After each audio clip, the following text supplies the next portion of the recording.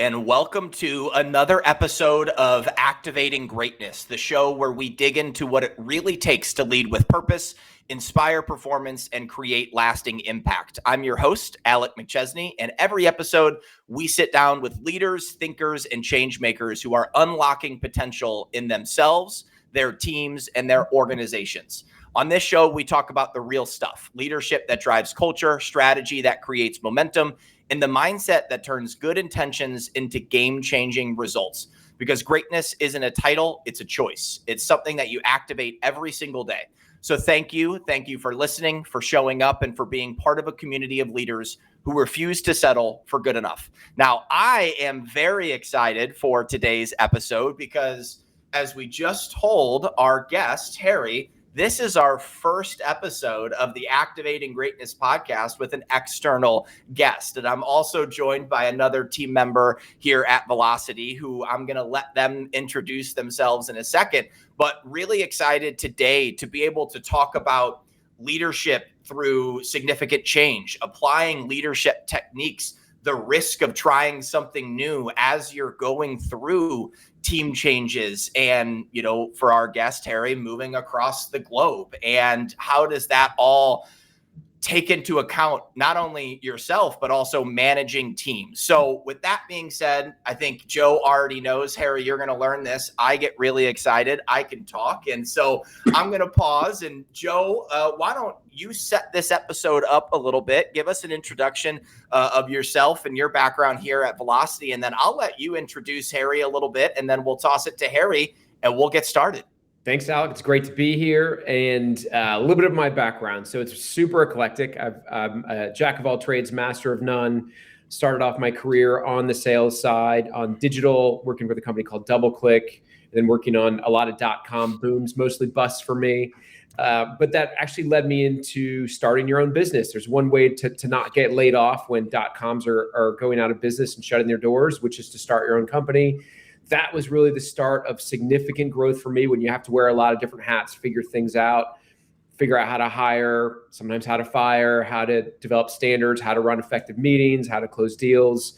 And at the same time, I also was in the Army Reserves. So there was one environment where there's a lot of figuring things out, a little bit of chaos and solving problems. The other one where there's a little bit more of a process, standard operating procedures, systems, chain of command, until you get deployed overseas, and then it all kind of start all over again. The entrepreneurial spirit kicks in a little bit over there as well.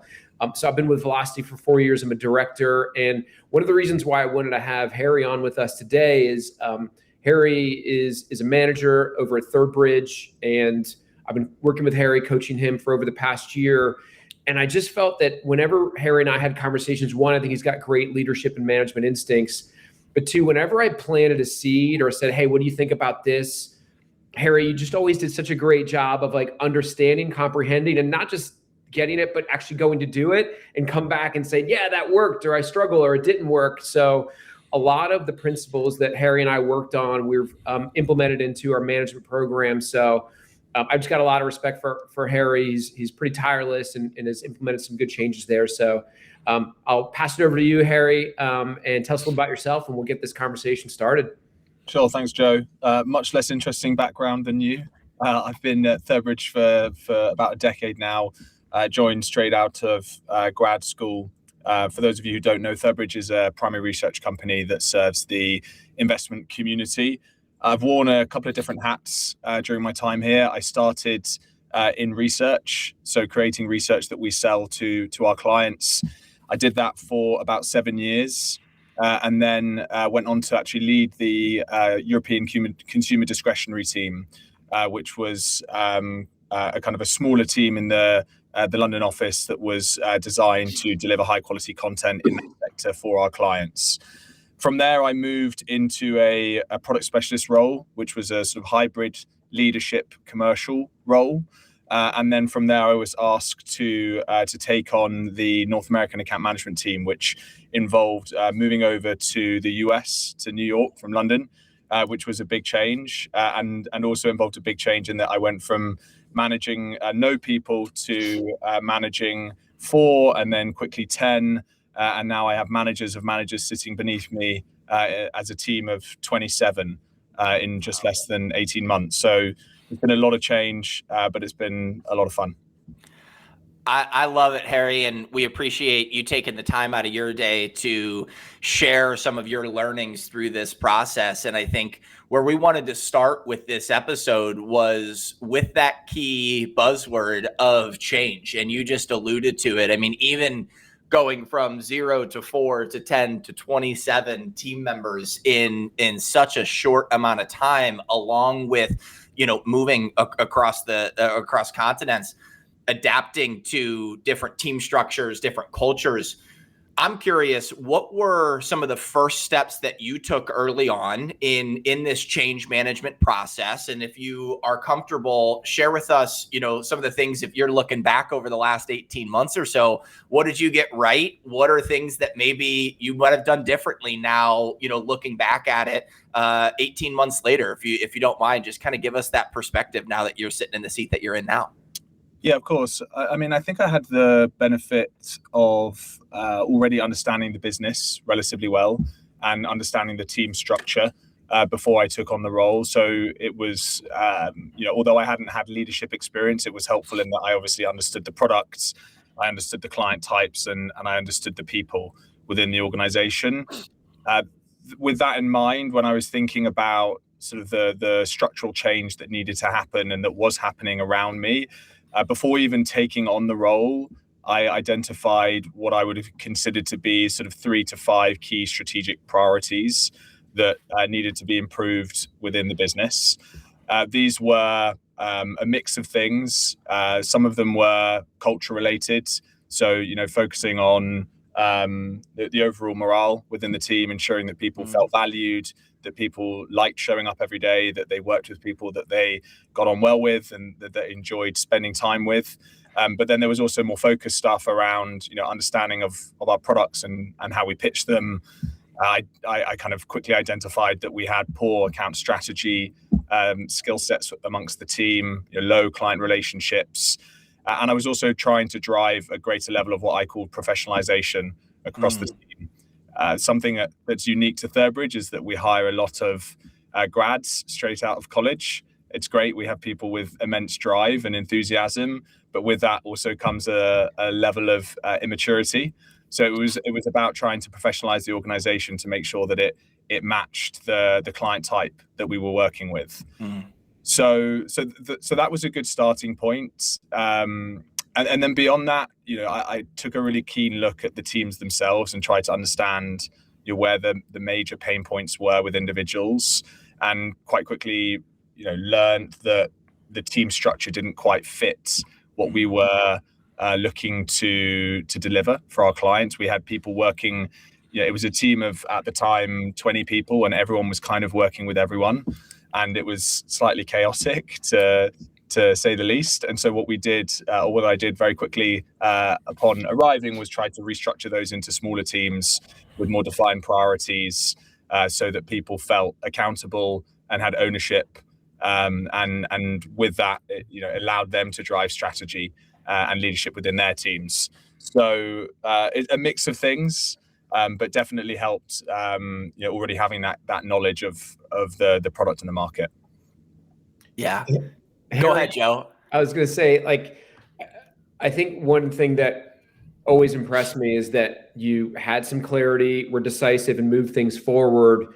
And what you took on, right? Because there was some churn in from your predecessors. There were some changes there ahead of time before, right? It kind of been a role and a lot of confusion. It's a young, really fast-growing company, fast-paced in New York City, right? And of course in London. What were either some areas that you were very decisive in what you wanted to do and execute, which newer managers of that size don't usually do, right? There's usually a moment where they're a deer in headlights. Okay, now what do I do? And how do I do this? What were maybe some either inspirations or guidance that you got when you first came in and said, hey, these are 3 things I want to work on, especially the culture side? Most people don't recognize that they actually can drive and dictate culture in a management position. I didn't figure out till I was maybe in year 8 or 9, we have a culture, but I'm responsible as a COO along with my colleague, the CEO, of driving that with certain initiatives. Where did those seeds come from you? Or did you pick them up someplace? And and what gave you the confidence to be like, I know what to do. I'm going to go execute and go, and not, sometimes we have like imposter syndrome, and maybe you dealt with that a little bit and not feel that too much. Yeah, I think in terms of the confidence, I don't know if it's the right approach, but I just always kind of believe that anything can be done by anybody if they put enough work into it and have the right attitude. I think that's probably a mix of kind of my upbringing plus the schools that I went to, kind of instilling a natural level of confidence within me. I did a lot of sport as a kid growing up, and I also did quite a lot of drama, so theatre work, and I think the combination of those two things just gave me a lot of confidence stepping into a leadership role, feeling like I could communicate clearly, that I could quickly identify how to be a leader, how to run teams. The advice I was given, there was no, I wouldn't say there was any kind of one piece of advice that was given to me early on. I think the reality is that, as you say, Joe, my predecessors, there were kind of a couple of managers in the team that only lasted around 6 or 12 months. So it was quite a turbulent time. So I think more than anything, the team were just looking for stability. And so when I arrived, I just really wanted to make sure that I was that stable force in the room. And I had mentally committed already when I arrived that this was something that I was going to be doing for a number of years, and that I wanted to be that guiding force over those few years. I do remember in the interview process, I was kind of asked, what will you do if you have to, let the whole team go, because you quickly identify that it's not a manager issue and it's a team issue. And I remember being quite worried about that. But very quickly, when I settled in, I realized that actually it was much more to do with the fact that the team had lacked support previously. And so for me, it was just about immediately stepping into that role. And I saw instant impact, which I think also then gives you confidence, right? Like the more you do something and it works and you see people react to it positively, it's a positive reinforcement for yourself, and that then builds your confidence. Yeah. So I think a little bit of natural confidence, but then also being able to identify where the changes are happening and the positive impacts that are coming from those changes then gives you more confidence down the road. All right, I'm going to piggyback on that, Harry. What were some things that maybe we talked about you weren't doing, or that I said, hey, I've got an idea, maybe try this, that you were unsure of, that you went and did and worked and built your confidence? Yeah, I think so one of the ones very early on that I found interesting that I hadn't been thinking about at all, and that's one of the reasons why I love the sessions, because it always kind of popped me out of my own way of thinking and introduced me to new ideas. But one of those ideas was that, I had a relatively tenured team. People had been on the team for 3, 5, 7 years sometimes. But Joe, you asked me whether or not anyone had ever really received a job description or had been told, what their day-to-day responsibilities were, or how they were being measured, or what success looks like. And that was a real pause for reflection for me, because I kind of arrived in the role, in the manager role, and assumed, given people had been there for half a decade or more than that they had a good understanding of what was actually required from them on a day-to-day basis. And I think what I quickly learned actually is that whilst people had a relatively good idea of what they needed to be successful, that had been pieced together off the back of experience rather than delivered through any manager. And so off the back of that advice, what I tried to do is sit down and really deliver a narrative to the team of this is what your job is, this is how you're being measured, and this is what success looks like. And what was that response? You mentioned the makeup of the team. There was experience, and there were tenured employees on that team. What was their response to some of the things that you were trying to bring in? And I think, you focused on, you talked about the confidence compounding for yourself, but it also had to compound for the team to have that stability and, assurance as a group as well. So how did they take some of these changes or thought processes that you brought in that were different than the predecessors? I think I am very lucky in that my team are very receptive to change. And I think one of the benefits of coming in after a period of instability is that what people are really looking for is guidance and support. And so, I did early on kind of noticed that I sat down with one of my team members and walked through what our one-to-one structure and cadence would look like moving forward and how we'd be having regular touch points. And he'd been with the business for 5 years. And at the end of the meeting, he said, wow, I don't think I've ever had a structured one-to-one format delivered to me. And I don't think I've ever had a weekly or a monthly one-to-one that has been kind of put forward in this way. And so for me, it was just, I was very fortunate in that my team were very open to change and very open to the support that I was providing, which made the whole thing a lot simpler. And I think when you think about, delivering messages around how people are being measured, I generally feel now, I maybe didn't feel this at the time, but I generally feel that people want to know how they're being measured. People want to know how to be successful. And when people don't know how to be successful, don't know how they're being measured, it creates confusion and a lack of clarity. And ultimately, as managers, our responsibility is to provide clarity and to limit confusion. And when I started to introduce these different frameworks and role descriptions and measurements that people were being held accountable to, I saw people respond really well to that. And Joe, that was something you introduced to me, and that obviously then gave me the confidence to reintroduce or introduce new things that you were then suggesting further down the line. Yeah, I think Harry was always good at taking what we discussed and just going to and say, hey, let's give it a shot, and come back like, hey, it worked. Like, it was awesome, right? Yeah. And people responded well. And I think sometimes there's always trepidation sometimes any manager, but especially newer managers on newer teams, to try these things. But I think sometimes we get certain behavior styles that exist today that are like, oh, we avoid that direct conversation, or people are going to feel like I'm telling them what to do and micromanaging. Like, it's not micromanaging. We're saying, by the way, you have a job here. Do you know like what you're here to do and what the number one most important thing is you need to do, the number two, and the number three? And if you do those well, you're going to be great. You're going to be gainfully employed, right? If you don't, we're going to have different conversations. So people should be able to sleep at the end of the week if they know that they did the job they were there to do.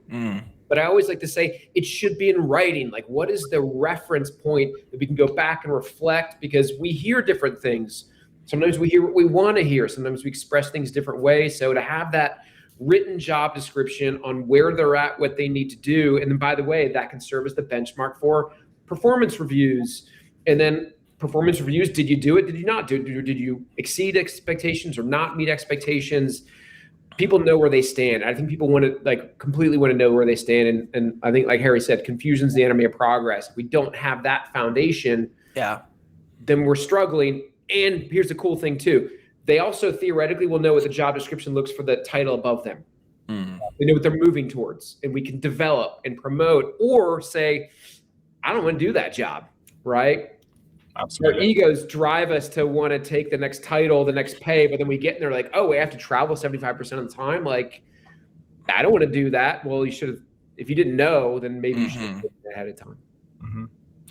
Harry, I always allow myself one bad podcast question every episode. And you have brilliantly talked through your process in terms of identifying 3 to 5 key priorities. But one thing that I keep hearing is you keep mentioning the team members and how important you were putting the focus on the people. And I'm curious whether through your work with Joe or just, your historical practice as you grew into a leader, how do you look at the difference between people and process? Because so much of what you're talking about is process. It's stability, it's job descriptions, it's one-on-ones, it's X, Y, and Z. But it seems like you're looking at it through the lens of the human being, the person that you're working with. So I guess it's a bad way of asking, how did you work through building process, but putting people first? And, if there was something that you and Joe talked about through that, would love to hear that as well. Yeah, I think, when I think about process versus people, process is something that is, clearly defined, and there's one way of doing something, right? Like, that's what a good process looks like, is that you have something to follow, a framework, to pull, and then that's what you need to do. People couldn't be any more different to that, right? Everyone's different. No one person is the same. We all have different motivations. We all have different reasons to be showing up to work every day. And so what I try to do is ensure that I'm communicating with people around process in a unique way that is well tailored to those different motivations and those different reasons for being here. So whilst the process might stay the same for each person, right? There's one way of doing things and there's one way of being successful in this team. The way I would communicate that would depend on the person that I'm sharing that process with. So if you know that someone is particularly motivated by money, you can talk through how the process helps them get paid and ultimately will make them richer in the future. If you think that someone cares about being promoted, you can talk to them about how important it is to be following processes and to be able to clearly articulate those processes to others in order to move up through the ranks in any organization. So for me, process is, what is the thing we should be doing and why should we be doing it? But then the people component is where it gets really complicated because it's about translating that into the individual or translating it so it's understood by the individual. Harry, so I think one thing that we got into also where how you can drive the nuance of that is to coaching. Share a little bit about how you started to integrate some of your one-on-ones and coaching into your leadership approach. Yeah, absolutely. I remember, so this is another thing that I think I learned very early on through the coaching that we did, Joe, is kind of the importance of training and then the importance of coaching. I think I had always understood the importance of coaching given kind of my background at school of being in different teams. I always knew that, an important coach was the kind of defining feature of a well-performing team. I think I underestimated the importance of training. So I remember very early on, Joe said, great leaders are doing regular training sessions with their team. They're taking them out of their day-to-day and they're putting them into training sessions where they're learning new skills or addressing skill gaps. And so on the training front, that was something that I really took on board, and I tried to identify, what are the skill gaps in my team and how can I as a leader fill those gaps with training. Or as a leader, how can I identify other people within the organization that can support and fill those gaps on my behalf if I'm not able to do that myself? And so at the beginning of this year, kind of introduced a variety of different trainings based on where the skill gaps were in the team. We did some workshopping on product pitching, value proposition. We did workshopping on managing an account within the first 12 months. Joe provided a lot of help and support around what those workshops should look like, i.e. I should do less of the talking. The team should be doing a lot of the talking. I need to be whiteboarding stuff, putting ideas down on paper afterwards, following up with team members. And then once that training was done, it was about then implementing it in the one-on-one coaching.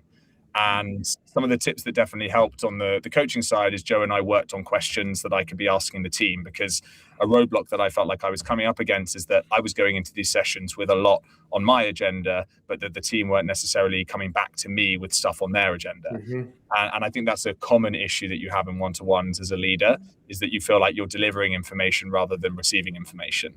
And so what Joe helped me do is kind of come up with different questions that I can ask in those coaching sessions to drive better development of my team. And even small things like, calling a one-to-one, a coaching one-to-one, rather than just a regular one-to-one can help set the mood ahead of time, and it allows the person who's being coached to arrive and understand what the session is about and why they're here. But then beyond that, it's about making sure that you have the right questions to bring out pain points within the team. So from there, you can then coach them. I love it. What has, Harry, what is the buy-in and what's been the process for the team from those trainings, the one-on-ones? Was that it's out of left field at the beginning of the year and now we're really excited about it? Kind of talk through how the team has grown to expect this and how they responded with feedback to you as part of these trainings as having the coaching and having this be a more consistent part of the process.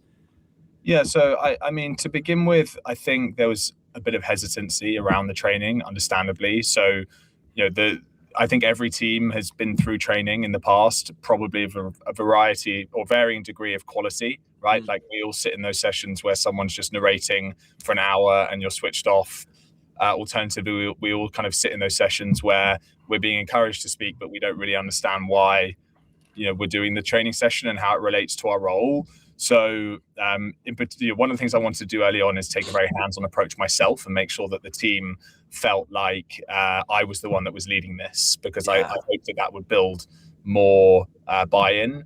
But the other thing that I did to make sure people felt sort of bought into the process is I clearly mapped the training to outcomes and results. Mm-hmm. So, for instance, when we did the training on how to manage an account in the first 12 months of working with ThirdBridge, I clearly articulated why it was so important to make sure that we were limiting churn in the first 12 months. And I had numbers on the board showing what our churn rates were like in the first 12 months and how if we could improve those, it would lead to materially better outcomes, not just for the team, but for the individuals in the room. And I think that immediately created this idea of, or this understanding that they were there for a reason, that the training session was going to be something that would actually help them be successful in their day-to-day. And then because of that, they then were much more bought in. Beyond that, I think just kind of pushing the training onto people as well and saying, like, this isn't about me, it's actually about you. And you need to show up and you need to come with ideas and you need to be excited is something that I try to instill throughout that session. And then it was small things as well, right? Like making sure you have lunch as a team and making sure you go for beers afterwards. Yeah. Kind of hit on the, let things kind of ruminate afterwards and make sure everyone's having a good time. That was something that Joe recommended that definitely worked as well. I love it. Well, I have to say this has been 28 minutes, and I feel like the knowledge and just the walking through of your experiences have been exactly why I was excited about this episode, and I think exactly what Joe had prepped me with in terms of your expertise, and I think your grasping of so many of the foundational elements of velocity that it seems like you have been able to integrate into ThirdBridge. So one, before we go into the rapid fire questions and wrap up here, thank you. Joe, I want to be cognizant of Harry's time and I want to get through these rapid fire questions, but is there any final question or thought that you have for Harry before we move into the rapid fire leadership round here? Yeah, so I wanted to go back to what you brought up before. You talked a little bit about like personnel versus process and systems. And I think one of I think sometimes it's unconscious, sometimes it's conscious, that leaders sometimes separate those two. Oh, we have to have a good culture. And then over here, we have process and systems. Those two are unbelievably woven in. You could have somebody that has regular team building events and they're a really nice person, but if they don't have process, systems, clarity, people are just confused and they get over time annoyed. They're like, I really like this person as a leader, but I'm confused and I don't know what to do and I don't necessarily trust them and I don't know where we're going and we're not having direct conversations. Whereas if you have somebody on the flip side that's very process system oriented and maybe they're a little less friendly, I think people at least have clarity and they can show up every day, know what they need to do. They know what's happening. We're operating well as a team. So we can't, as leaders, separate those two. They go hand in hand. Role clarity, competency, culture, communication, they all fit together. They're not two separate areas, right? So I think that's just something that's really important that I think Harry seems to get really well. And I think Harry also is very comfortable having direct conversations with people, sometimes hard conversations with people that generally I think were pretty well received too, right? Harry, sometimes you had to be like, hey, this is what we expect. We need you to do this. And you might have had a little trepidation before, but people responded well and respected it. And then that also sets the tone for the whole team of, hey, we're going to have high standards because we want a great team. We just don't want a team, right? Yeah, absolutely. Yeah, the hard conversations thing I think is so important. And that's something that, again, I learned through coaching is that I remember, Joe, you said to me that having a difficult conversation is actually a kindness to the person that you're having that conversation with. And I think my way of thinking about it beforehand was that, if I was having a difficult conversation with someone, I was actually giving them a hard time rather than giving them an opportunity to learn from something that they had done wrong, ultimately. And when I took on the role, it wasn't that I found it difficult to have hard conversations, but I think I was too focused on being liked and wasn't focused enough on being respected, which again is, I think, something that many first-time leaders struggle with, is that they feel like they need to be liked by their team in order for their team to follow them. And if you want to be liked, it's really difficult to have hard conversations, because often people don't like having hard conversations. They like being told that they're doing a really good job, and that they're going to get paid more and promoted, and that everything's absolutely fantastic. But the reality is that often that isn't the case. And Joe really encouraged me to have difficult conversations with people around promotions, around individual processes that were going wrong or not being adhered to. And the more I did that, the more I saw that people actually responded really positively to it, and that they took it as an opportunity to grow. And I think it was one of the first times I had a difficult conversation. I was expecting huge pushback, and instead I was met with acceptance and agreement. And that really laid the framework for me of kind of how to have difficult conversations moving forward, and the importance of those. So I try to embed that into my day-to-day now, and it's still something that makes me feel a little bit uncomfortable, but every time I do it, I get more comfortable doing it. Yeah. I love it. I think, go back to that, the concept of clear is kind, and nobody should be surprised when they get a negative piece of feedback, or, no one should be surprised at the year-end review that they haven't heard for the last year that things were going in one direction or the other. So, okay, Harry, 4 questions, 30 seconds each. We'll get you out of here. Question number 1, what is one leadership habit that you rely on every day, pretty much no matter what? What's that one thing that you're doing all the time? Over communication. So I understand that my team are constantly being pulled in different directions. The day-to-day can be very varied, chaotic, depending on what comes in from a client. One moment you can think everything's fine, and the next minute you get an email through from a client who's really annoyed or frustrated about something that went wrong with a piece of research. So over communicating to my team is something I do every day. I repeat messages so that frequently, so that they are absorbed over time. I don't just rely on communicating once and assuming that everybody in the room has understood. I love that. Okay, question number 2. What is the most underrated skill that a leader needs to be successful? I'm not sure quite how to phrase this, but I'd say something like context translation. And what do I mean by that? It's about taking a complex or technical, or even sometimes political work stream, and translating it into something that's understood by and resonates with your team. I think that's an incredibly underrated skill that leaders don't realize is actually incredibly important to be successful day to day. That's a fantastic answer. I can see that being a pull out on LinkedIn for the promotion of this episode, Harry. I love that. Question number 3. What's one thing on the opposite side of that? What's one thing that you believe great leaders should stop doing? I'm going to draw on something that I definitely did early on, and that Joe helped me understand. And it's trying to do your team's job rather than teaching them how to do it themselves. So I think all leaders fall into the trap of taking on too much and assuming that success comes from just being able to do everyone's job for them. And then that's how a team becomes high performing. But the reality is as the team scales, it's impossible. And you just lead to burnout. So you have to give people the skills to do the job well themselves. I love it. Last question here. What's the best leadership advice that you've received? Whether that's Joe, whether that's a book you read at university, what's the best leadership advice that you've received and still use today? So this actually came from Joe, and it was that you don't have to be the best manager to be the best. Sorry, you don't have to be the best player to be the best coach. And the reason why that stood out for me is, as I said, I kind of manage a team of tenured people, many of them older than me, with more experience than me. And I had a level of nervousness about delivering coaching sessions to these people. What can I really add to someone who's been doing this job for 15, 20 years?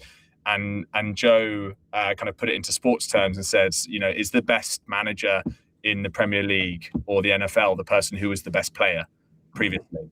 And obviously the answer to that question is typically no, right? Yeah. Someone who can spot things and can identify problems or opportunities and can identify coaching opportunities for people and can guide them towards being better players themselves. Those are the best coaches. You don't have to have been the star player who scored the most goals or who did the best job previously. So that kind of message of not needing to be the best player to be the best coach or manager really resonated with me. Joe, we didn't pay Harry to say that specifically about you. Not yet. I'm getting my Venmo going right now. That was awesome. Sometimes I surprise myself. I'm like, I said that? That's actually really smart. Where'd that come from? You're gonna use that on the next podcast as well, right? Like you're just gonna start using that time and time again. Yeah. Well, Harry, it's been fantastic. We appreciate you taking the time out of your day to share your story. The whole emphasis, the goal of the Activating Greatness podcast is to share these stories, talk about leaders coming from different perspectives and the roles that they're in now. And I know, we were so excited to have you on originally, and even more excited that you're our first episode that will be airing from an external guest standpoint. So thank you again for spending some time. And Joe, I know you and I are going to make a couple of these podcasts over the next couple of months. And so I appreciate you taking the time out of the day and certainly bringing Harry to this episode as well. Awesome. Yeah. Well, you're like, hey, find a dude with a cool accent. I was like, I know the guy, right? That was the rule. Yeah. Rock and roll. Thanks so much. I love it. Well, have a great day. And everybody listening, you can get your podcast, the Activating Greatness podcast, wherever you listen, whether that's Spotify, Apple, YouTube. You can find it on the Velocity Advisory Group website. If you do listen, make sure you leave it a 5 stars, leave it with a review. Let Harry know that, you love his leadership lessons and, I guess, to Joe's point, the accent. And if you have any questions, don't hesitate to reach out. Thank you so much. And we'll see you on the next episode.